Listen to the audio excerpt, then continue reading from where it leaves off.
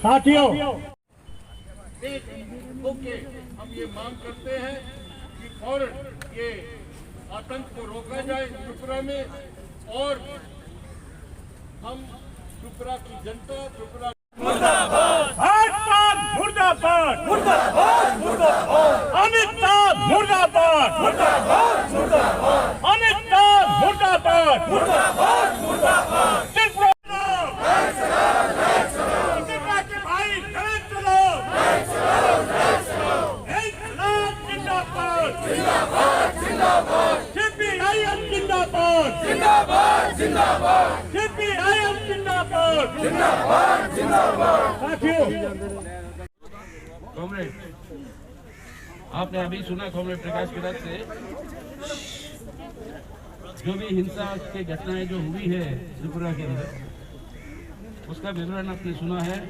लेकिन एक चीज जो मैं कहना चाहता हूँ, ये सिर्फ एक राजनीतिक हिंसा नहीं है, ये एक बहुत बड़ा षड्यंत्र का हिस्सा है। और वो षड्यंत्र है कि देश के अंदर जनतंत्र को खत्म करे, जनवादी व्यवस्था को खत्म करे और हमारी संवैधानिक व्यवस्था को खत्म करे। ये संवैधानिक व्यवस्था को ध्वस्त करना जरूरी है आरएसएस और भाजपा के लिए, ताकि यहाँ पर उनकी जो फांसीवादी हुकूमत वो शामिल करना चाहते हैं, तो ये जनतंत्र की व्यवस्था को खत्म करने की जरूरत है। एक धर्मनिरपेक्ष जनतंत्र के आधार पर बंद करो, बंद करो, बंद करो, जनता पे हमला बंद करो, बंद करो, बंद करो। एक धर्मनिरपेक्ष जनतंत्र के आधार पर जो गणराज्य है हमारा, उस गणराज्य पर ही हमला। हमारे कॉमरेडों के ऊपर ये हिंसा हुआ, हमारे दफ्तरों के ऊपर यह हिंसा हुआ। लेकिन याद रख लीजिए, इस लाल झंडे को दबाने की कोशिश अगर करना चाहते हो आप, इतिहास गवाह है कि वो कभी ना हो सका ना वो होगा। और याद रखिए, यही काम हिटलर भी करना चाह रहा था, रूस के ऊपर, समाजवादी रूस के ऊपर हमला करेंगे। लेकिन आखिरकार हिटलर को हराकर कौन सा झंडा फैला उसके दफ्तर के ऊपर? यही लाल झंडा, यही लाल झंडा फैला जो हिटलर को हराया। अरे जो हिटलर की चाल चलेगा, वो हिटलर की मौत मरेगा, जो हिटलर की चाल चलेगा, वो हिटलर की मौत मरेगा। जो ये कोशिश में है, क्यों है ये हमला इस लाल झंडे पे और मार्क्सवादी कम्युनिस्ट पार्टी पे? क्यों है ये हमला हमारे वामपंथी ताकतों पर? क्योंकि अगर डटकर कोई खड़ा रहा देश के अंदर धर्मनिष्ठा के ऊपर, अगर उन उसूल को बरकरार रखने के लिए कोई खड़ा रहा, वो है ये लाल झंडा। और यही करते रहेगी ये सिपाही। हम हैं देश के सिपाही, हम इस देश को बचाएंगे। जो ये बर्बाद करना चाहते हैं उनसे इस देश को बचाएंगे। अगर आज ये लूट जो मची हुई है देश में, मोदी साहब के चलते हुए ये लूट जो चल रहा है, उस लूट से और मेहनत कर जनता के अधिकारों पे जो हमले हो रहे हैं, जो कुचल रहे हैं, उन सब के खिलाफ अगर कोई लड़ रहा है तो वो यही लाल झंडा है। इस लाल झंडे को अगर कमजोर करना जरूरी है उनको। बेशक पार्लियामेंट के अंदर जितनी ताकत हो, बेशक ये पार्लियामेंट्री ताकत के आधार पर नहीं, लोगों को संघर्ष में ले आना और उसको लामबंद करना और इस संघर्ष को कामयाबी की ओर ले जाना, ये ताकत जो इस लाल झंडे में है, वो है उनका पूरा कारण। जिंदाबाद, जिंदाबाद, लाल झंडा जिंदाबाद, जिंदाबाद, जिंदाबाद। इसलिए हम कह रहे हैं, इतना भी आप कोशिशें कर लें। और किस तरीके की हरकतें की त्रिपुरा में कॉमरेड दशरथ देव, जो वहाँ के आदिवासियों के एक महान नेता, जिनके नेतृत्व में आदिवासियों की लड़ाई जब हो रही थी अपने देश की आजादी के समय, वहाँ की जो रजवाड़ा है, उस रजवाड़े के खिलाफ, उस राजा के खिलाफ, उस लड़ाई में कॉमरेड दशरथ देव के नेतृत्व में इन पूरी आदिवासियों के समूह, उनका जो किला है, उस किला को घेरा और सीधा राजा को संदेश भेजा कि आजाद भारत के अंदर नहीं जुड़ोगे आप, तो आपको यहाँ पर नहीं रहने देंगे। उस वजह से त्रिपुरा जुड़ा है भारत में। ये है योगदान इस लाल झंडे की और उस कॉमरेड दशरथ देव की। अब उसी की मूर्ति को कल जो है वहां पर उन्होंने ध्वस्त करने की कोशिश की, उन्हीं की मूर्ति को, यानी ना आदिवासियों की संग बरकरार रखना चाहते। और उनके नीतियों के चलते हुए जो असंतोष जो फैल रहा है देश के लोगों में, वो असंतोष जितना ज्यादा फैल रहा है उतना ज्यादा हिंसा पे उतरा है। साफ साफ ये कहना है अब पूरे देश भर में I strongly condemn the attack on the offices of CPIM in Tripura, ransacking the offices and injuring hundreds of party workers in the strongest possible terms. The attack, ransacking, everybody knows, has been unleashed by RSS BJP goons. We have the experience. Last November, our party in Agartala was attacked, ransacked. Now CPM officers are attacked, ransacked. Yesterday, I spoke to Comrade Manik Sarkar. I called him, I spoke to him. This fight against RSS BJP is a common fight of the entire left. Our party is with your party is with our party. It is a united fight against RSS BJP combined. And they think by ये संघर्ष ही हमारा नारा है, हाथ जोड़ जोड़ के सामने। और ये जो संघर्ष हमारा है ये और तेज होगा आने वाले दिन। हम बाकी थोड़ा सा नीचे, थोड़ा सा माइक नीचे, नीचे करो यार ये कहाँ जा माइक को थोड़ा पीछे करो, माइक पीछे पहले पीछे हटिए। ठीक है यार ये ऐसा नहीं, पीछे थोड़ा सा पीछे देखिए, पीछे रखो ना। चलो पीछे पीछे उनके पास मत आओ यार। थोड़ा सा दूर, थोड़ा सा दूर।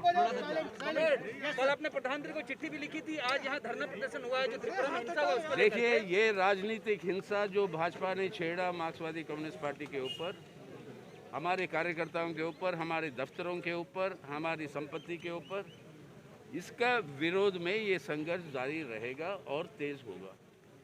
हमने कल भी प्रधानमंत्री को चिट्ठी लिखा, आपकी पार्टी है ये, आपकी सरकार है त्रिपुरा में, और सरकार के तहत पुलिस की संरक्षण में ये पूरा का पूरा हिंसा चल रहा है।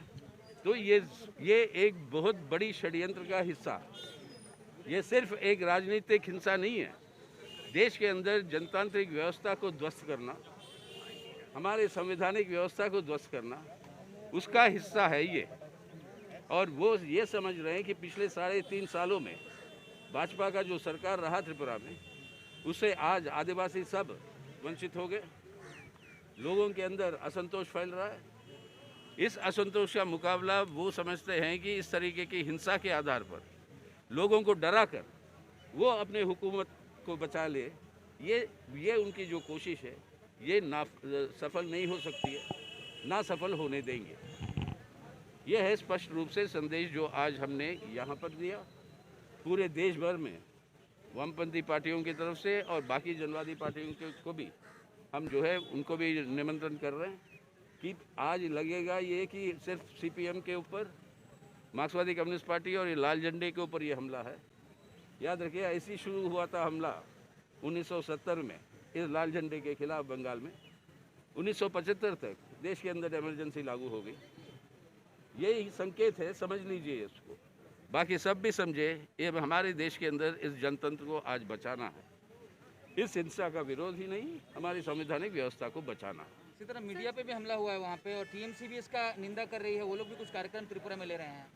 जो भी आज सरकार की असफलता को सामने रखता है उनके ऊपर हमला, यह राजनीतिक पार्टियों के ऊपर ही हमला नहीं है, ये हमारे संवैधानिक ढांचे के आधार पर जितने भी आपके इंडिपेंडेंट संस्थाएं हैं, जिसके अंदर मीडिया, आप सभी लोग जो है उनका एक बहुत बड़ा भूमिका है। जो भी आपके खैर आपका भूमिका है, कई सारे आपके पत्रकारों के ऊपर यह हमला हो रहा है, और डटकर पत्रकार भी, कई सारे पत्रकार जो है लड़ भी रहे हैं इस हमले के खिलाफ। अच्छी बात है। मीडिया के ऊपर, सब संस्थाओं के ऊपर, पुलिस को देखिए आप, वो उनका कठपुतली बन गई। आप प्रशासन को देखिए, उन्हीं की बात करती है। सीबीआई, ईडी को देखिए, वो उनके पॉलिटिकल आर्म के रूप में काम करते हैं। ये पूरी की पूरी संवैधानिक ढांचे को ही ध्वस्त कर रहे हैं। सर जो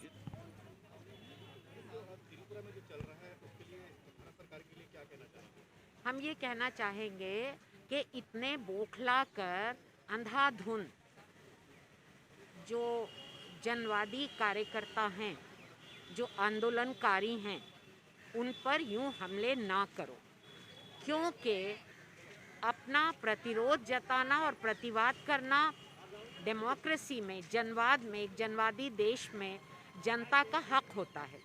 और अगर वो अपना हक के अधीन कोई प्रोग्राम करते हैं या कुछ भी करते हैं, तो अगर उसको आप रोकेंगे या वो करने वालों पर आप हमले करेंगे, तो इसका मतलब है आप जनवाद पे हमले कर रहे हैं। आप देखो, बुलडोज़र लाके उन्होंने सीपीआईएम के दफ्तर और सीपीआईएम के काडर को भी मारा है। ये कब तक सहेंगे हम, और क्यों सहेंगे? क्या कसूर है हमारा? जो उन्होंने कल किया वो क्या था? अगर किसी और ने किया होता तो ये उसको यूएपीए में बंद कर लेते कि ये टेररिस्ट एक्टिविटी है।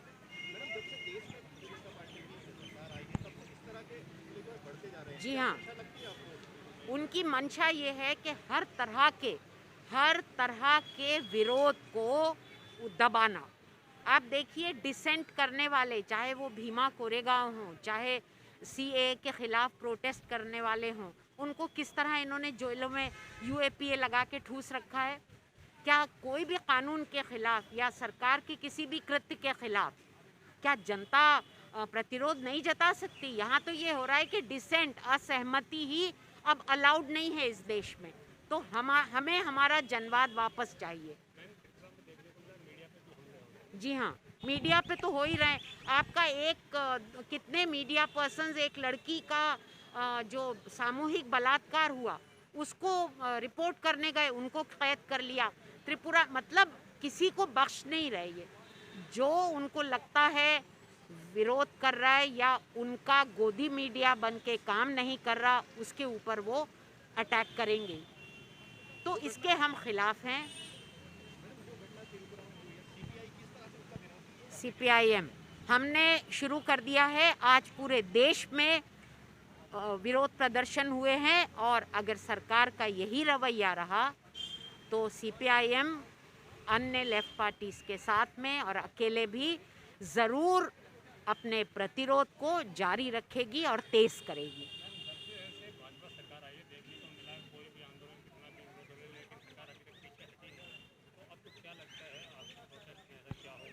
देखिए, सरकार पीछे नहीं हटी तो मतलब ये नहीं है कि हम पीछे हट जाएं। कि आपने देख लिया, जहाँ भी प्रोटेस्ट हो रहे हैं लोग जम के मुकाबला कर रहे हैं, करेंगे। आप देख तो रहे हैं किसानों का क्या हाल है। हाँ, तो हमारे साथ भी अभी जो हम लोग प्रोटेस्ट कर रहे हैं और लगातार करते रहेंगे जब तक कि इनका ये रवैया खत्म